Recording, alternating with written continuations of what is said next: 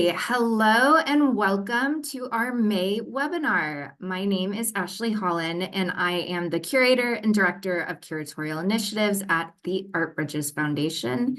It's a pleasure to have you join us as we delve into our latest initiatives designed to enhance the accessibility and engagement of American art in communities nationwide. We'll begin with a feature presentation from Daisy Desrosiers, Director and Chief Curator of the GUND at Kenyon College, who will introduce a compelling new traveling exhibition centered on the work of Harlem-based photographer Ming Smith.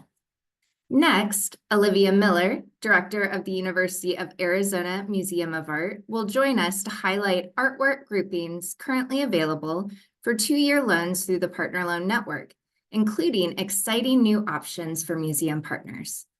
We'll then shift to a deep dive into Art Bridges' newly reimagined Cohort Program with Director of Cohorts, Kristi Beckwith Dane, followed by Caitlin Southwick, founder and CEO of Key Futures, who will share actionable insights on sustainability and conservation through their Accessible Loans Initiative and Apprentice curriculum.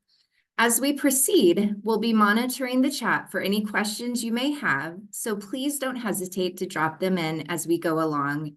And also, if you want to say hi and where you are not calling in from, zooming in from, we would love to have that moment.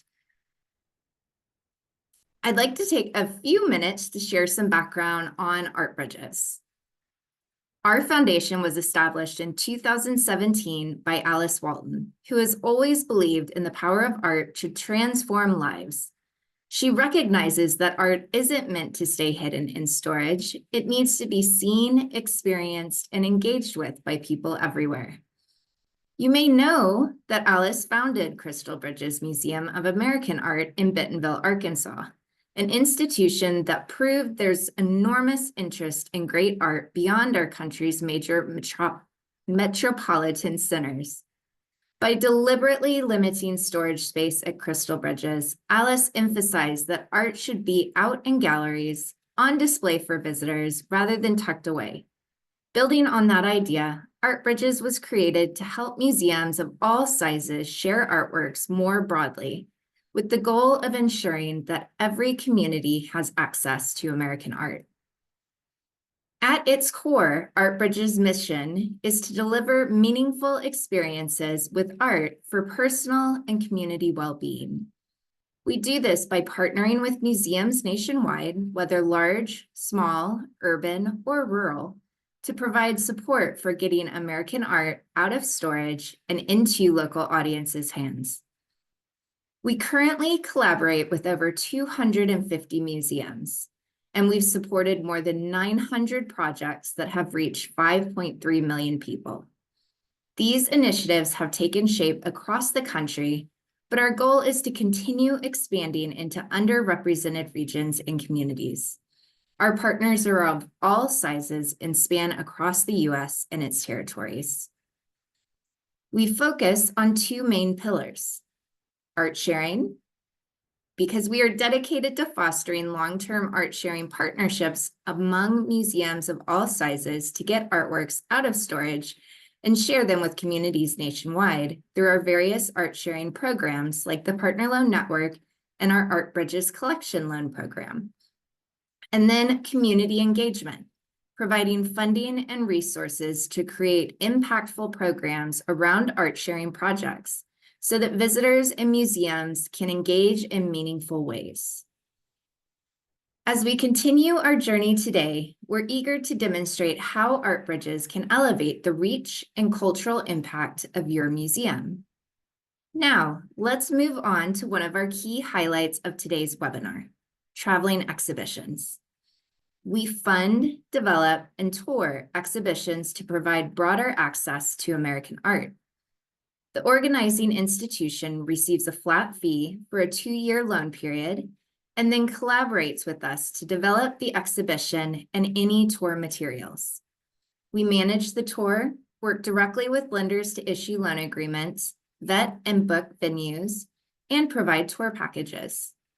We also cover direct costs related to the tour, including insurance, crating, packing, and shipping.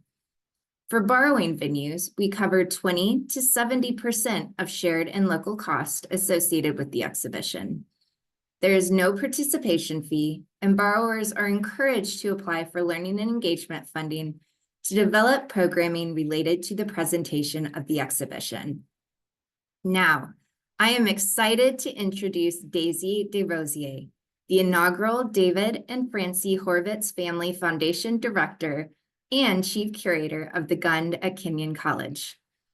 Daisy will be sharing insights into her curatorial work with the artist Ming Smith, whose powerful photography explores themes of identity, memory, and the Black experience through a uniquely poetic lens. Daisy, we're so excited to hear from you. Take it away. Thank you so much, Ashley. It's such a pleasure to be here today and to have the opportunity to share this important project that really has occupied us at the Gun for the past, I want to say, 2 years. Let me just make sure, can everyone see my screen? We can. Okay. The exhibition titled Jazz Requiem Notation in Blue is a collaborative project with the artist Ming Smith. Many may be familiar with Ming's work, but I figured I could start the introduction around the project by sharing a few images and then introduce you to how the exhibition took place in our space and how it can be adapted to different space. This project was part of a larger initiative where 3 venues in Ohio, where Ming had grown up, at the Columbus Museum of Art, the Wexner Center for the Arts, and the Gun really partner in thinking about the depth and breadth of a practice. We each had different bodies of work, of course, in each of our venue. What was really key in our presentation and the exhibition that's available through Art Bridges is this opportunity to discover a photographer that's been so foundational to American art, often known for her very important images of Harlem and of New York, but also someone who grew up in the Midwest and traveled extensively abroad. The presentation at the Gun was really focusing on Ming as an artist on the road, what it meant for an American artist to be in the context of a European art scene, mainly in Europe, in Paris, in the Netherlands, and that point of contact with her for her practice and the evolution of how her images developed. Our interest in the project was also to introduce not only the origin story of Ming as a practitioner, but also the fact that there was a lot of images that we don't know of her practice. She recently, and some of the images that you're seeing right now were presented in the context of a large presentation at MoMA. She was part of the Whitney Museum exhibition on the Kamoinge workshop, which was a collective of photographers. But Ming as an individual artist, an artist who's really inspired by music, by musicians, by dancers, by performers, also has our own origin story. So the project, the exhibition that we introduce to you today is really focusing on early images of Ming. An opportunity to look at moments where she's traveling, an opportunity to see the beginning of distinguished feature in her practice, this introduction of blurred line, colored image, like what you're seeing on the screen right now. These are visuals of our presentation. In the context of that presentation, we've also worked on scale, which is really new for Ming or for anyone really who worked closely with photography, where the format are often much smaller, because we wanted to really provide an opportunity to think about the immersive experience of these images and of her work. The scale of the images were drastically enlarged, or we play with the space, and that's also an opportunity when borrowing this exhibition. But here you're seeing the play on the black and white, this idea of blurred line, of shadows that are constant thread in her practice. Just for scale, you also have an opportunity to see in the context of this presentation how large some of these images are. The idea of the blur is also a distinguished feature in Ming's work, where you have an opportunity to recognize form, maybe a sense of place, but there's this kind of dreamy quality to the images that are quite omnipresent. For us, it was also an opportunity to play with different types of room and presentation. So we had a darker room where some of the images, mainly taken at night in jazz club, in restaurant, were presented, and where in the other room you had more of the outdoor kind of cityscape views were presented. But this is the kind of relationship between one space to the other. Obviously, this can be tailored in different shape or form.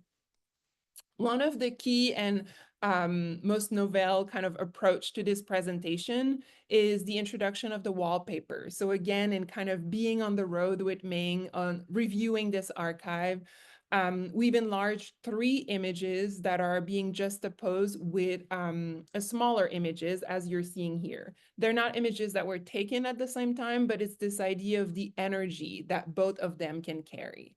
And as we developed this project, Ming talked a lot about her early years where she would be able to listen to artists, to visit peer studio, and really be inspired. And one of the interlocutor to her work was Romeo Bearden, the collage artist. So this idea of layering images also comes from her reflecting on the image making process and how that came from interaction like with artists like Romeo Bearden. You see here in the back another kind of layering where you have this beautiful image of the musician Sun Ra on this kind of blurry background. So again, these wallpaper can be tailored to different walls or space, but it's the idea that 2 images interact at a different scale, but are in dialogue with each other.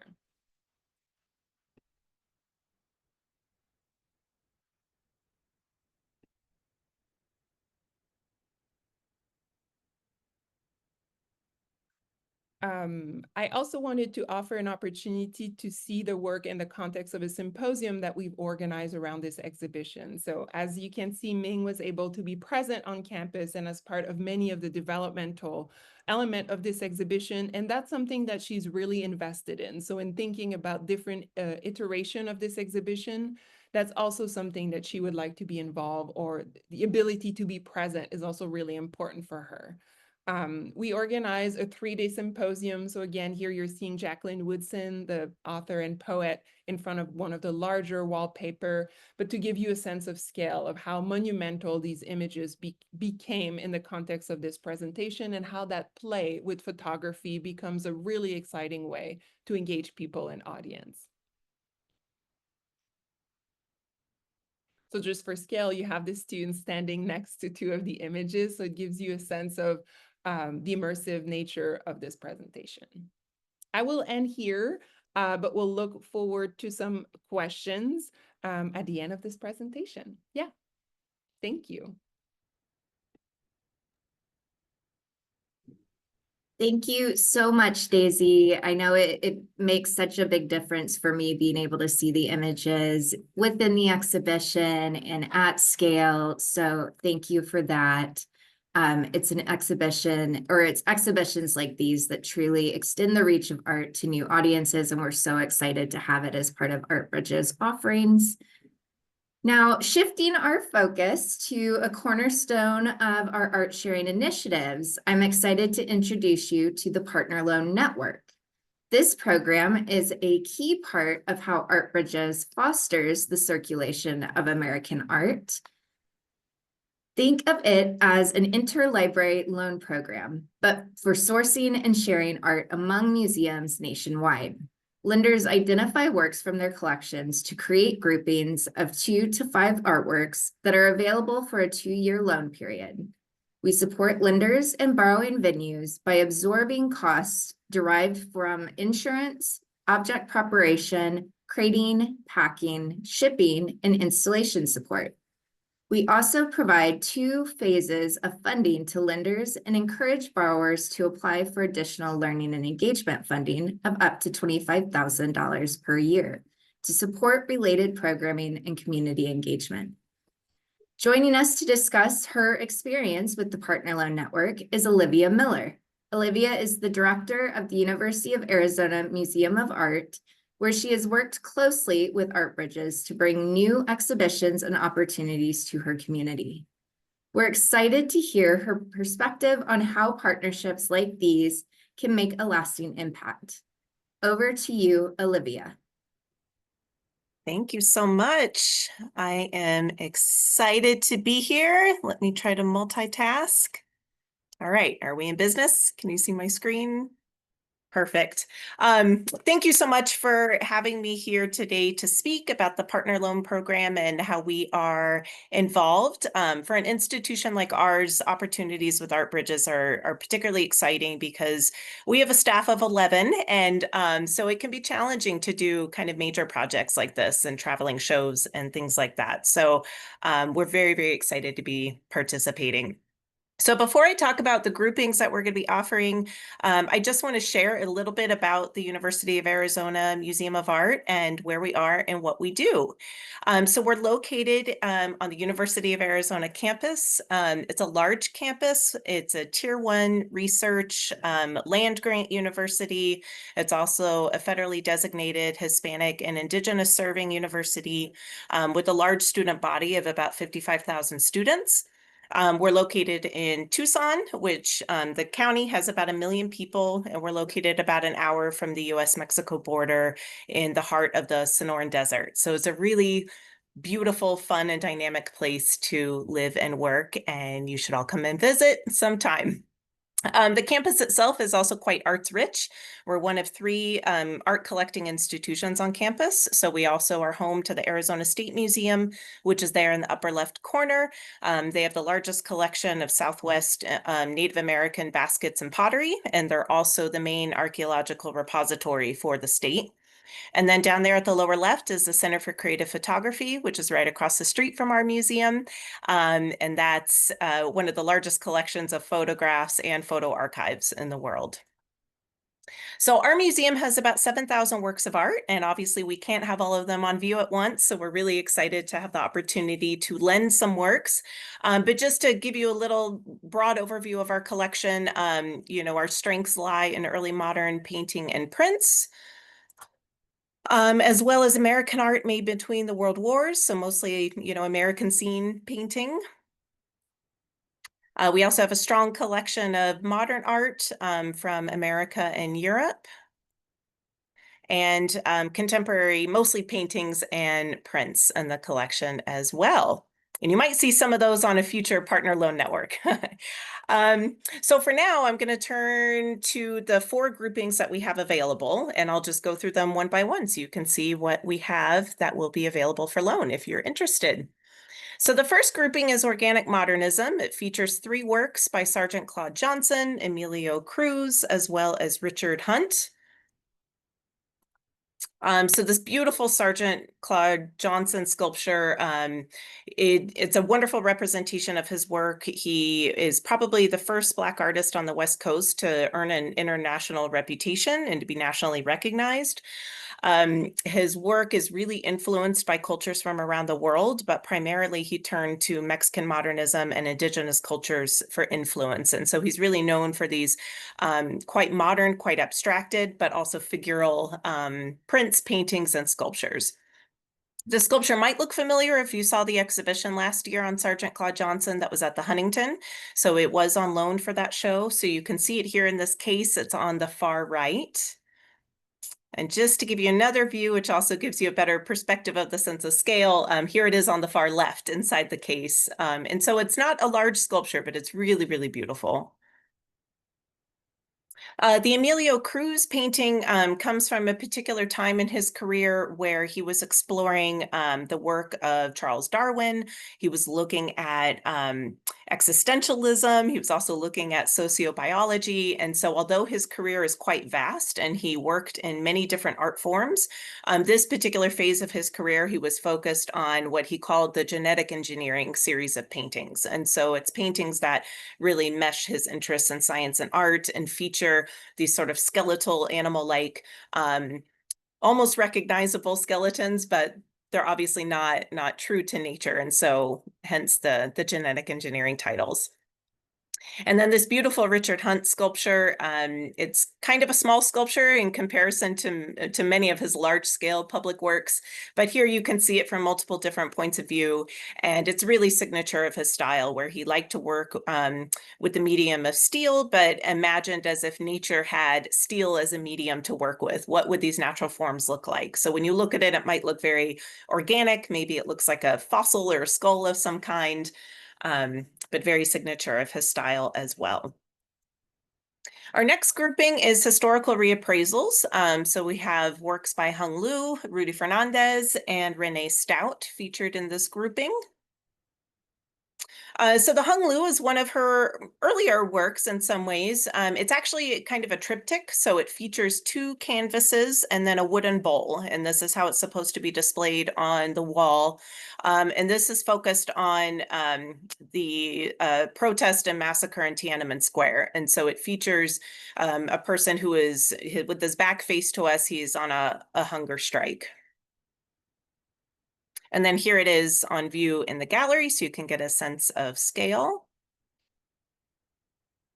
The Rudy Fernandez work is really fun. It's sort of like an autobiographical reliquary is how I would describe it. So it's an actual carved wooden box. It's enveloped by panes of glass. And then on the inside, it features an actual brick that's sort of mounted on a pedestal as if it's this very precious object. But it's in fact just a building brick, but it's stamped with the word Trinidad, which commemorates his hometown of Trinidad, Colorado. And then it has 2 drawers that open up. And inside, they feature little mementos from his life. And so again, they're sort of presented with this preciousness, but it really blurs that boundary of personal story as well as, religious iconography. And then here is an image of the Renee Stout, so you can get a sense of its scale. It's called Double Cross, so obviously that is featured in the composition itself, but there's a lot of meaning we can derive from the name Double Cross as well, and a lot of metaphor. So here are some details of some of the objects that are featured on it. Some of these are photographs, some of them are found objects, kind of industrial objects. A lot of her work is really connected to this concept of spirituality and the complexity of spirituality, in particular for African Americans, where they are living in mostly a Judeo-Christian society, but their ancestors come from different areas in Africa that have very different spiritual beliefs. And so she investigates, how are spiritual views presented in media, and how do people identify with the cultural images around them. For our next grouping, we have Native American artists. So we have works by Dean Narcho, Lorenzo Clayton, and Edgar Heepa Birds. The Lorenzo Clayton, I'm working on getting better images, so this is the only one I'll show you. I don't have an installation view, but I do just want you to take note of the dimensions. It's almost 70 inches tall, so it's quite a large sculpture or assemblage, and it comes apart in 3 pieces. That's how we store it, and then it all comes together on the wall. So that pencil you see there is actually comically large. But here's the Dean Narcho painting on view in the gallery. We're especially excited to be lending this work because he's a local Tohono O'odham artist. Tucson is on Tohono O'odham lands, and the word Tucson is from that language. And so we're really excited to be sharing his work more broadly with fellow institutions in the US and maybe beyond. He trained here locally. He worked with a lot of well-known local Tucson artists, and his work is really inspired by both abstract art, but also using nature as influence for those forms. And it looks like he works with a very pastel palette, which he does, but a lot of these are actually really fluorescent colors. So it's a really beautiful painting in person and when well lit. And then just for a sense of scale, here's the Edgar Heepa Birds. This might look familiar because this is part of his new series. There's a lot of works in this series, and they are these sort of celebratory landscape paintings that are inspired by the Cheyenne and Arapaho Nation lands in Oklahoma. So the leaf-like forms are really inspired by the cedar trees. There's this really beautiful movement to the painting, which could be inspired by the movement of the grasslands.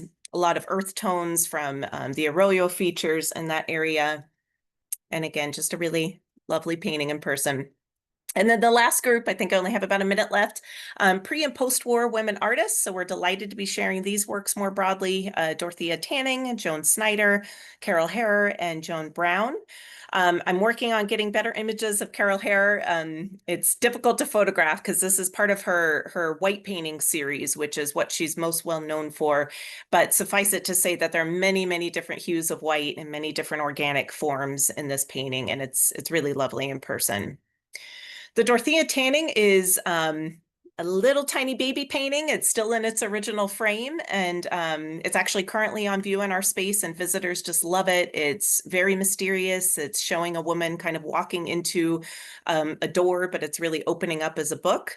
It has a lovely Arizona connection because she painted this the same year that she and Max Ernst moved to Sedona, Arizona. And it was actually just recently featured on a monograph about the artist by Catriona McAree. I might be mispronouncing her name, but this is featured on the cover of her book. And then the Joan Snyder on view here in the gallery, very typical of her work. Again, a really fun one in person. I'll show you a couple of details so you can get an understanding of the texture. Lots of areas of impasto, glitter paint, wonderful drips and paint strokes, a lot of writing, you know, again, very, very typical of Joan Snyder's work. And then lastly, the Joan Brown is featured. It's partially obstructed by the Calder sculpture, but it's back there in the corner. And this is another wonderful painting and somewhat rare because she was only 21 or 22 when she painted this work. So if you're familiar with her work, this is far earlier than the style that she became known for, which is much more figural, but it's really fun to see kind of an early venture into her work with color and to see an example of work that is very, very painterly. And so these are some details, and I can't tell you how wonderful this painting is in person. It really looks like cake frosting. So we are thrilled to share these works, and I'm happy to answer questions, you know, today if there's time. And also please feel free to follow up with me, you know, outside of this conversation if you have other questions. Thank you. Thank you so much, Olivia. And I know personally, I'm really excited about that Lorenzo Clayton work, but of course, I don't have favorites, so we will just keep that between us here in the Zoom. But please remember, if you do have questions about anything that Olivia has shared or Daisy, feel free to drop them in the chat and we'll address them at the end during the Q&A session. So now let's shift our focus to two powerful initiatives that are working together to reshape how museums collaborate and create lasting impact: the Art Bridges Cohort Program and Key Futures. Through the Cohort Program, museums across the country are breaking down traditional barriers to collection sharing, exhibition creation, and partnership building, making American art more accessible to communities nationwide. At the same time, Key Futures is supporting institutions in building sustainable practices that strengthen these collaborations for the long term. Together, these programs help museums not only share resources, but do so responsibly, creatively, and sustainably.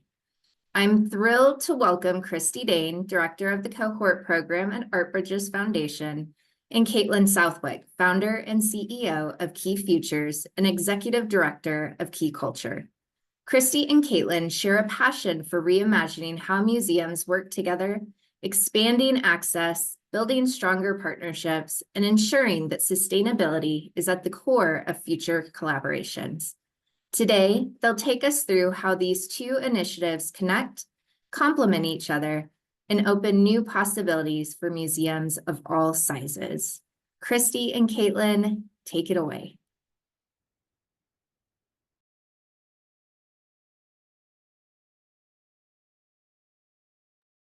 Kristi, I think you're on mute. Thank you. Hi, everyone. I'm really excited to speak to you today about our new cohort initiative. We are rolling this out today, and this new format. So our new cohort program are groups of 4 to 6 art museums that are interested in collaborating in innovative ways, dismantling silos and testing new ideas through collection sharing. Our goal remains the same in our current program as to our new program, which is to create self-sustaining ecosystems of art sharing, collaboration, and community engagement across the country. It's really the format and how we're doing this that is changing. Next slide, please. So defining a cohort lead, which is a museum that will act as an administrative hub, will be a U.S. museum, an art museum with substantial American art collection that they are willing to share. They've completed at least one art sharing project with Art Bridges already and have a strong history of community engagement with gallery space available over the next 6 years to host cohort projects. Now, the gallery space isn't, consecutive for the whole 6 years, but throughout the next 6 years have gallery space available. Our cohort members, we're looking for U.S. museums again, art museums with a strong history of American art exhibitions, a strong history of, again, community engagement and programming, and that will have a director of education or a similar position on staff. So someone that does wear that hat of learning, engagement, and programming. And again, also have gallery space over the next 6 years to host the project. We have divided the cohort program project into 3 phases. So to complete and move on to the next phase, you have to complete the previous phase. Each phase has its own application and final report. So we have research and development as our first phase. Our second phase is the Key Futures Accessible Loan Program and Small Art Share. And then finally, phase 3 is that large art share, that multi-year partnership and collaboration. Phase 1, like I said, we're expecting it to last about 6 months, is the research and development. So a lead museum who acts as the administrative hub will identify other museums that would like to partner with. We will host up to 6 to 8 cohorts here. Will be selected for a 2-day in-person convening here in Bentonville, Arkansas, with the goal of each of the partners to learn about each other, their respective museums, the collections, the facilities, and then really deeply dive into our cohort program as far as our goals, expectations, deliverables, and our Bridges itself. After the convening, 4 to 6 cohorts will be selected to move on into phase 2. Our funding in phase 1 consists of travel for 3 staff members. We're looking for a member of the director or executive team, curatorial and registration roles to be represented. And then again, we will also fund all the hosting costs of that convening happening here in Bentonville. In phase 2, this is a new addition to our program that we're really excited about, and that is the key futures training and practice. So able to offer improved art access, all cohort members will participate virtually in this Key Futures Accessible Loans Program. It's a 7-month training that will bring together museum of departments, and Caitlin will go into this in more detail at the end of my presentation. We're also incorporating the use of Articheck, a digital platform for collections care, which we're really hoping will streamline communication between all the partners. Through Articheck, you can do virtual currying, you can do your work on checklists, you can work on you can see facility reports. So it really will streamline and make more efficient all the communication pieces that are a part of a cohort project. Also in this phase, the lead institution will hire 2 term positions of a project manager to really oversee the project and act as liaison between all the partners in Art Bridges, as well as a collections care apprentice. This collections care apprentice program, we're really wanting it to address the bottlenecks of conservation, art preparation, facilities, and registration that we have experienced in our current program. And this is a new interdisciplinary role, which will add capacity in those areas. A mentor will be identified at each lead institution, and then also professional development will be offered throughout the project. And then at the end of the training, Phase 2 ends with a small art share to apply those new tools and training. So 3 to 5 objects will be loaned to each partner. Artworks will be on view for 6 months.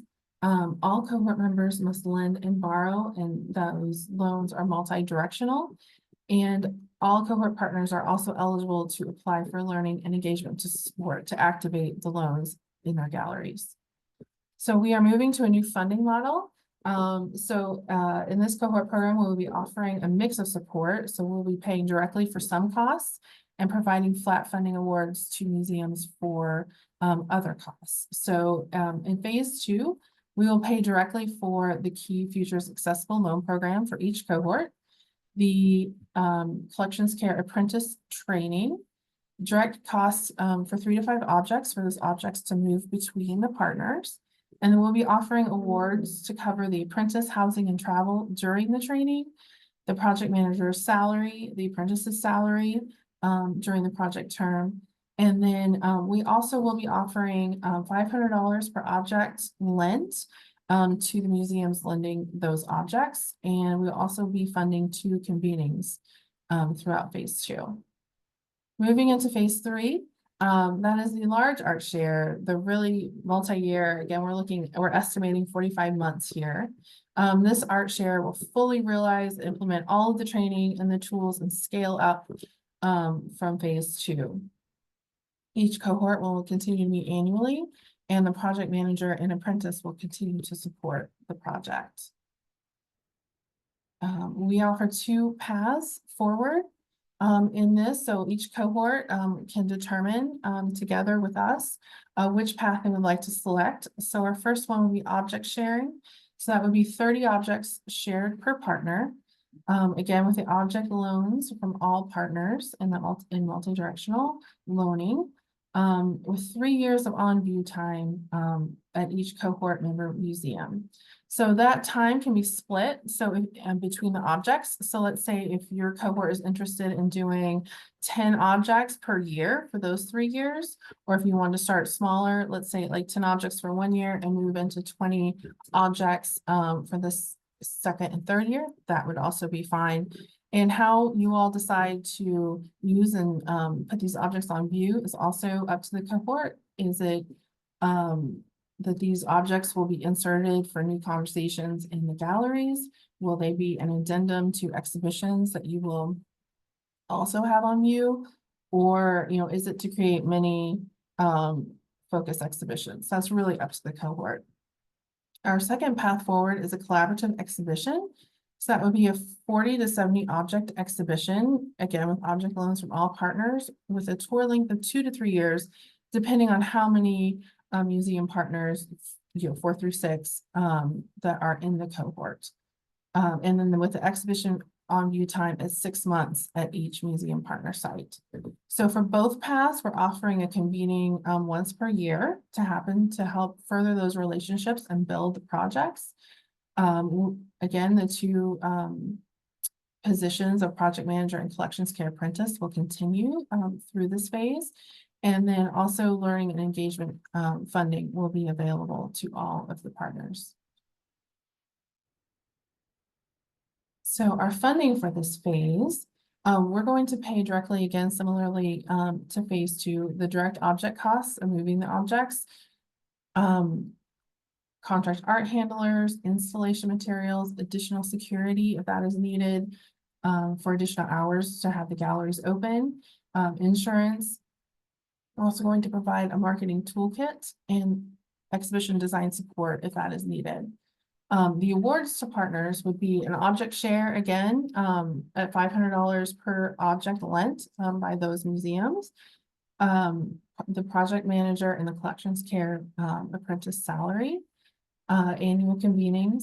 In-gallery accessibility items will be funded, so those would be items like tactile objects, braille labels, translation, any of audio guides, items such as that. And then we also want to support community resource group honoraria. So really to allow museums to have a deep dive and meet and greet their communities, ask what they're interested in, get their opinions. We really want to help further their relationship between museums and their communities. We're also going to be offering a sustainable materials incentive to really think about reuse of materials from previous, exhibitions that you can reuse, or using new greener sustainable materials in your exhibition build. And then we're also going to be offering funds for interpretation as well to really support that. We also will be offering a returning partner loop. So really excited to offer this. Partners, cohorts that want to continue working together after 3 phases can continue to do so. We want to support that. We will support the direct cost of objects for up to 3 years after the close of their total cohort project. So again, that would be the direct cost of the objects. So the funding for the convenings and the 2 positions would fall away, but this is a way that we can offer support. Also, so we have divided, just so you all can see, our project up. So if you were to start within research and development, and you had 6 partners and worked all your way through to phase 3, we're estimating it to be 73 months in total for the project. Well, we're here to support that, and even for your questions. We want to move on just to share our launch timeline. We are here in May. Here we are at the end of May, and our applications are going to open tomorrow. And then our first wave of the R&D applications, which is, I have to say, we try to really scale it back and have it be fairly simple for you all, will be due on June 30th. And then with the goal of September 2025 of cohorts being here in Bentonville for their convening. So if you're interested, if you have further questions, etc., please email us at cohorts@artbridges.com. And I thank you for your time. And now I'm going to turn it over to Caitlin Southwick of Key Futures. Amazing. Thank you so much, Kristi. And thank you everyone for being here today, and especially to Art Bridges for hosting. I am so incredibly excited about this collaboration, and really excited to be sharing with you guys. So I think, Steph, if you don't mind putting the slides up, we will get started here. But I wanted to start off by introducing myself briefly for those of you who don't know me. My name is Caitlin Southwick, and I am an art conservator. So I have a professional doctorate in art conservation from the University of Amsterdam, and I have worked in conservation in museums and on site in some of the coolest places all over the world. I've worked at the Getty Conservation Institute. I've worked at the Uffizi Galleries here in Italy. I've also worked at the Vatican Museums, and I was very honored to be one of the first conservators to go down to Rapa Nui and work on the Moai statues. So I really loved my job. But like many of you, I realized quite quickly how unsustainable it was. And I have a very strong passion for sustainability, not only environmental, but social. And we all know that economic is a huge component of all of this. And so, I also very much strongly align with Alice's vision, and making art accessible is something that's incredibly important to me personally. And so basically, I started getting into this idea of combining conservation and sustainability. That opened up to museums on a wider scale. I was then invited to be on the working group on sustainability for ICOM, the International Council of Museums. I've worked with AIC as a professional member of their sustainability group. And I realized that if we're going to take this seriously and make this easy for us, we need a full-time organization dedicated to bringing sustainability solutions to us as cultural professionals. So that's what we do. As mentioned, I have 3 organizations. You might have heard of one of them, Sustainability and Conservation, focusing on green conservation practices, Key Culture, which is an advocacy and resource nonprofit, and then Key Futures, which we call our action branch. And that is really where we focus on bringing the solutions into museums and implementing action. So if you can go to the next slide, please. So what I'm so excited about with this particular collaboration is focusing on that issue of tearing down barriers and busting some myths. So as we all know, climate control is one of the biggest barriers to accessible art because that is something that is reflected in loan agreements. And loan agreements are the biggest barrier to accessible art. And so what we want to do with the Key Futures Accessible Loans Program is break down those barriers. So during the 7 months, we will be going through a coaching and training program collectively and with individual support to help to debunk all of those myths, but also to help to rewrite our loan agreements so that they can be more accessible. So if you're on this call and you're thinking, I would love to join this, and this is something I'm really interested in, but I'm very worried about my facilities report, I'm worried about loan agreements, it's been a barrier in the past, this is our answer to this. So we will be going through this program, as mentioned, 7 months, and it's 1 hour a week. We understand how busy you guys are, so we're trying to make this as accessible to you as possible as well.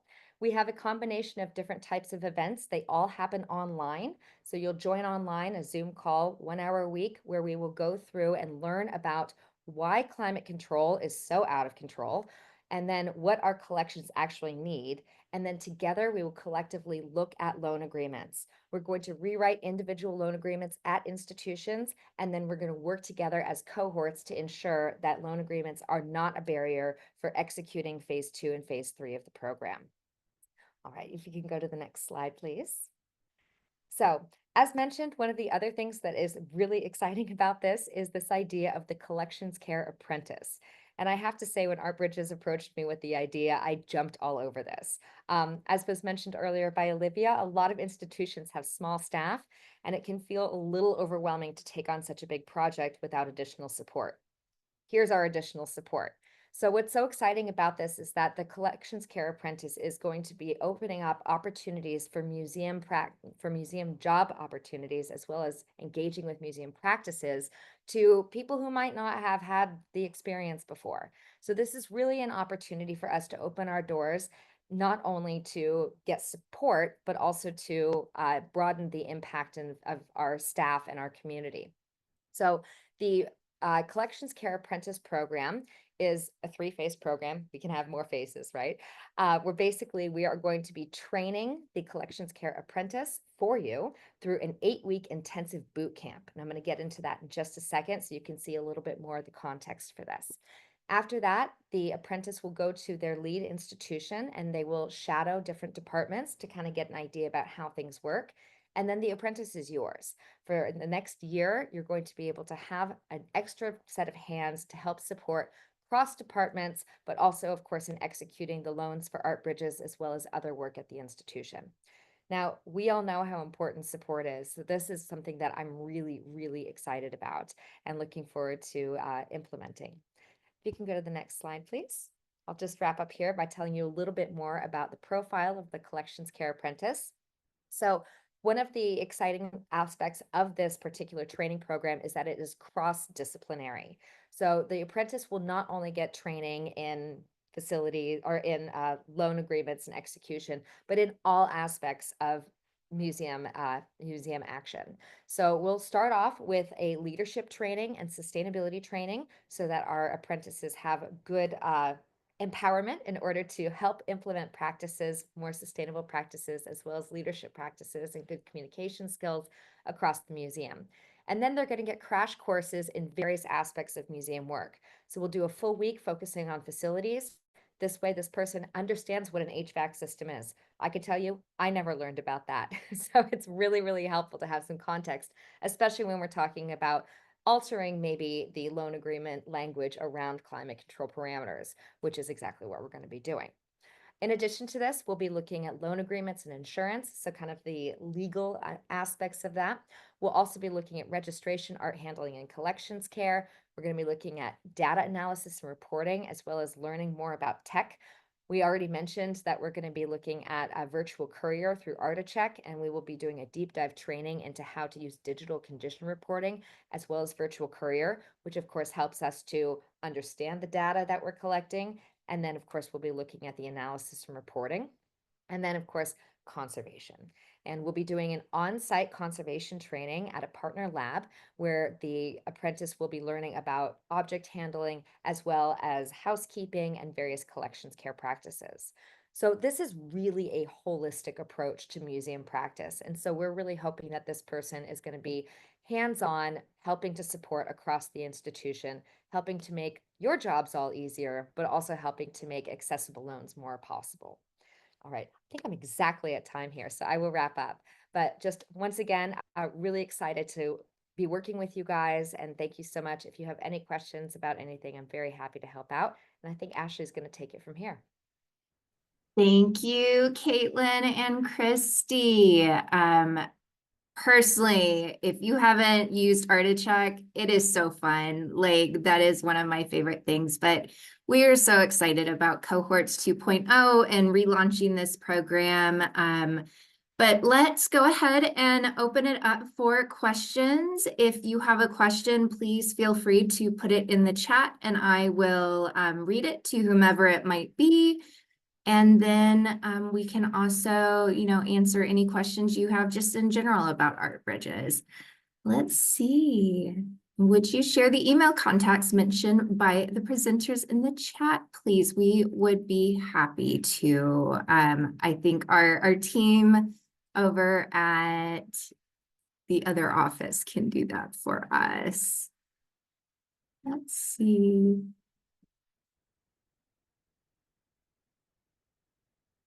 Could the PowerPoint slides from today be shared? I can leave that up to each of the presenters, but I have a feeling they would be happy to share those and the slide deck as well. Just so you are aware, we do record these webinars and they are then hosted on our YouTube channel. So if you want to also share this with your teams or rewatch it, that will always be an option. Will there be any changes to grant reporting, simplification of the reporting process? That's a great question. Kristi, I know you are thinking a lot about interim reports, final reports. Do you want to talk a little bit about how we are trying to address some of the over-reporting we maybe did in the past and really focusing on what is the impact of our programs? Sure. So we have taken that into consideration in the new cohort program. So we are moving from 6-month interim reports that were both narrative and financial to it will be a yearly report now that is due. And then with like just a Zoom call check-in at the 6-month mark instead. And we have really looked at the questions that we were answering, thinking how we're going to use this information and data. Is this really needed? So just know that we have taken a deep dive into all of our applications and final reports. So there's still a final report due at the end of each phase. And then all of these applications for the cohort program, this is something new as well, will be available in the Art Bridges award management system through the portal. Before we have been Word and Excel paper.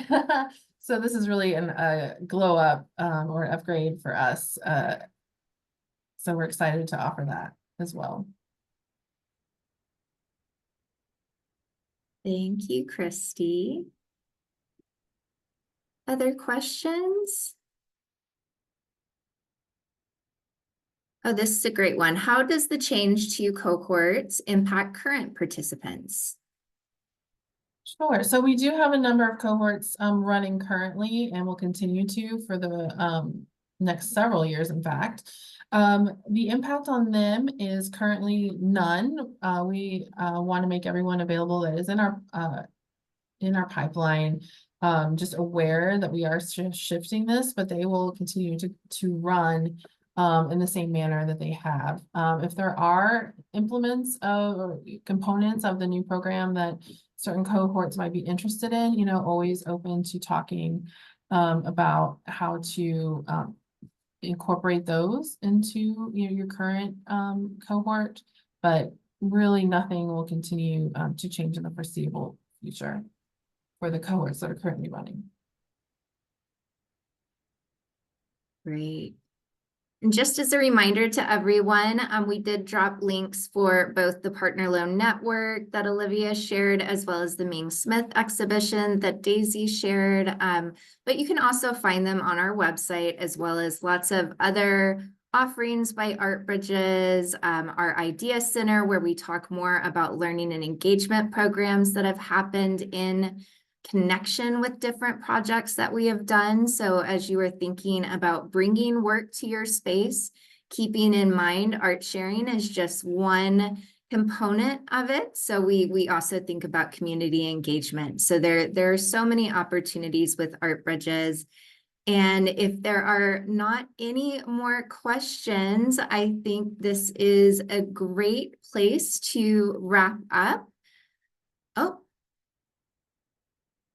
Oh, it seems, Carola, it might be, Kristi, you may want to follow up. I think this is a great place that Kristi can follow up with you on your questions there. And for us, I think we are going to wrap up. Thank you all for joining today's webinar. It's been a pleasure sharing these new opportunities with you, and we're grateful to our presenters for their invaluable insights. We hope the session has inspired fresh ideas on how you can leverage Art Bridges initiatives in your communities. Lastly, please keep an eye out for our follow-up email, which will give you the chance to express interest in the offerings we discussed today and provide feedback on future webinar topics. Please, please, please fill out, the webinar feedback. It is so useful to us. We love hearing from you and really appreciate any insight or suggestions that you might have. Thanks again for joining us, and we hope to see you at our next webinar. Have a wonderful day.